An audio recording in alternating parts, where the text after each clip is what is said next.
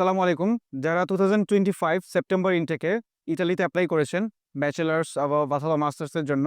তো তাদের উদ্দেশ্যে আমি একটা কথা বলতে চাই। তাদেরকে আমি একটা সাজেশন দিতে চাই। অনেকেই আমাদের WhatsApp, Facebook এবং মেসেঞ্জারে আপনারা টেক্সট করছেন আমাদের যে আমরা 2025 এ সেপ্টেম্বর ইনটেকে এপ্লাই করতে চাই ব্যাচেলর বা মাস্টার্সের জন্য। তো সবাইকে একটা সাজেশন দিব যে এই মুহূর্তে ২-১ টা ইউনিভার্সিটি ছাড়া আসলে কোথাও এপ্লাই করার কোনো সুযোগ নেই। জুলাই 31 এর মধ্যে ম্যাক্সিমাম ইউনিভার্সিটি ডেডলাইন বন্ধ হয়ে গেছে।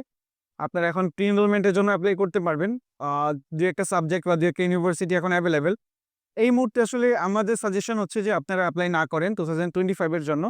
কারণ এখন আপনাদের কাছে ওই সময়টা নেই। আর আপনারা হয়তোবা জানেন যে এখন VFS এ তারা অ্যাপয়েন্টমেন্টের থ্রুতে তারা এখন স্টুডেন্ট ভিসার ফাইল সাবমিশন নিচ্ছে। সো এখন অ্যাপয়েন্টমেন্ট এভেইলেবল নেই। মোর দ্যান 70% স্টুডেন্ট এখনো যারা অ্যাপয়েন্টমেন্ট পাননি তারা এখনো ওয়েট করছেন। সো এখন যারা নতুন করে এপ্লাই করবেন, তাদের জন্য যে ডিফিকাল্টিজ গুলো আপনারা ফেস করবেন, দেখেন আপনাদের প্রপার ডকুমেন্টেশন রেডি নেই। আপনাদের সিমিএ, তারপর হচ্ছে আপনাদের আদার্স বিডিএফএস এ ফাইল সাবমিশনের জন্য যেই ডকুমেন্টেশন গুলো প্রপার ভাবে রেডি করা দরকার, সেগুলো আপনাদের রেডি নেই।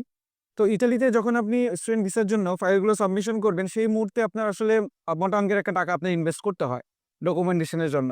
ডকুমেন্টেশন গুলো যদি আপনার এই মুহূর্তে রেডি না থাকে, আপনি যদি ফাইলটা সাবমিশন না করতে পারেন, তাহলে সেই টাকাটা আপনার ওয়েস্টেজ।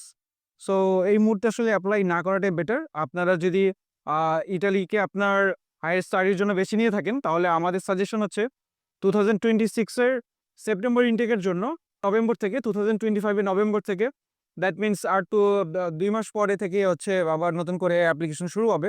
তো আপনারা তখন এপ্লাই করতে পারেন। ইন দ্য মিন টাইম আপনারা যে কাজগুলো করবেন, আপনারা আপনাদের প্রপার ডকুমেন্টগুলো এখন থেকেই প্রিপেয়ার করুন। তার মধ্যে আপনারা ব্যাংক স্টেটমেন্টটা রাখতে পারেন। আপনাদের সাবজেক্ট কি চয়েস আছে বা আপনাদের কোন ইউনিভার্সিটিতে পড়তে যাচ্ছেন।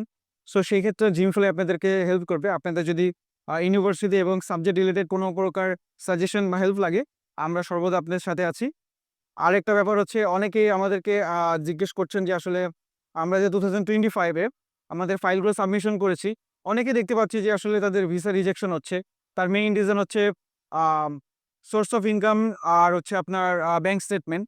সো ব্যাংক স্টেটমেন্টটা যদি অনেকে জিজ্ঞেস করছেন, আমাদের ব্যাংক স্টেটমেন্টটা আমার 30 লাখ ছিল, 35 লাখ ছিল। তারপরে কেন তারা বলছে রিলায়েবল না। আসলে এটার মেইন বেসিক প্রবলেমটা হচ্ছে যে আপনার অ্যাকাউন্টে 30 লাখস, 35 লাখস, 40 লাখস যত টাকা থাকুক না কেন, আসলে ব্যালেন্সের উপরে আপনি ডিপেন্ড করছে না। ভিসা রিজেকশন হওয়ার ২ থেকে ৩ টা কারণ হয় ব্যাংক রিলেটেড। সেটা হচ্ছে যে হয়তোবা আপনি খুব আর্লি ডিপোজিট করেছেন। আপনি ১ মাস ১.৫ মাস আগে ডিপোজিট করেছেন। এম্বাসি আসলে এই ব্যাপারগুলো বুঝে যে আপনি ডিপোজিটটা সহ কোনো রিলেটিভ বা আপনার কোনো কনিষ্ঠ কোনো আত্মীয়র কাছ থেকে আপনি হয়তোবা এই টাকাটা আপনার ডিপোজিট করেছেন ভিসার জন্য। সো এইজন্য একটা কারণ হতে পারে।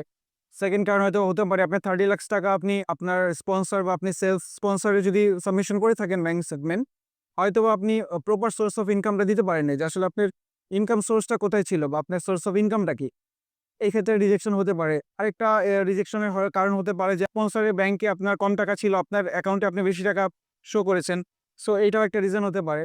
সো বেসিক্যালি এই রিজনগুলোর জন্য তারা রিজেকশন দিয়ে থাকে। প্রপার সোর্স অফ ইনকামের জন্য ম্যাক্সিমাম রিজেকশন হয়।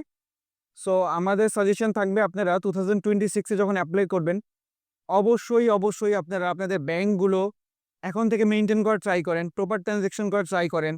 আপনি নিজের নামে একটা ব্যাংক অ্যাকাউন্ট খুলে রাখেন। আপনার গার্ডিয়ানের নামে বা আপনাকে যে স্পন্সর করবে তার নামে একটা ব্যাংক অ্যাকাউন্ট এখন থেকে আপনারা রান করতে পারেন। 2026 এ সেপ্টেম্বর ইনটেকের জন্য এখনো আপনাদের কাছে লং একটা টাইম রয়েছে। সো এই মিন টাইমের মধ্যে আপনারা আপনাদেরকে প্রপারভাবে আপনারা নিজেদেরকে গাইড করুন। ইভেন আপনাদের যদি কোনো গাইডেন্স বা কোনো অ্যাডভাইস বা কোনো সাজেশন লাগে, সেক্ষেত্রে জিমফ্লাই স্টাডি কনসালটেন্ট সর্বদা আপনাদের সাথে আছে। Gymfly study consultant, catch your gym with জিমফ্লাই।